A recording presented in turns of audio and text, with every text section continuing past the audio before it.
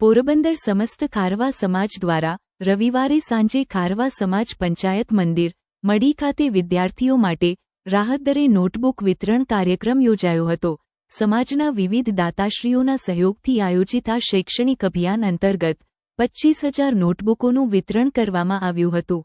કાર્યક્રમમાં પ્રમુખ પવનભાઈ શિયાળ, ઉપપ્રમુખ અશ્વિનભાઈ જુંગી, વરિષ્ઠ સલાહકાર સમિતિ અધ્યક્ષ રણછોડભાઈ શિયાળ, પંચપટેલ ટ્રસ્ટીઓ, દાતાશ્રીઓ તેમજ રત્નાકર શિક્ષણ સમિતિના પ્રમુખ કાનજીભાઈ મુકાદમ, પ્રિન્સિપાલ અને શિક્ષકગણના હસ્તે વિદ્યાર્થીઓને નોટબુકો અર્પણ કરવામાં આવી હતી. કાર્યક્રમનો મોટી સંખ્યામાં વિદ્યાર્થીઓ અને વાલીઓએ લાભ લીધો હતો.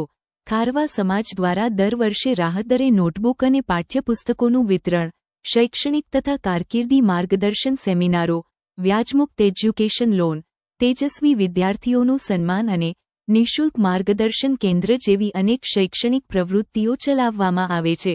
સમાજના આ પ્રયાસોને શિક્ષણ ક્ષેત્રે મહત્વપૂર્ણ યોગદાન તરીકે બિરદાવવામાં આવ્યા હતા.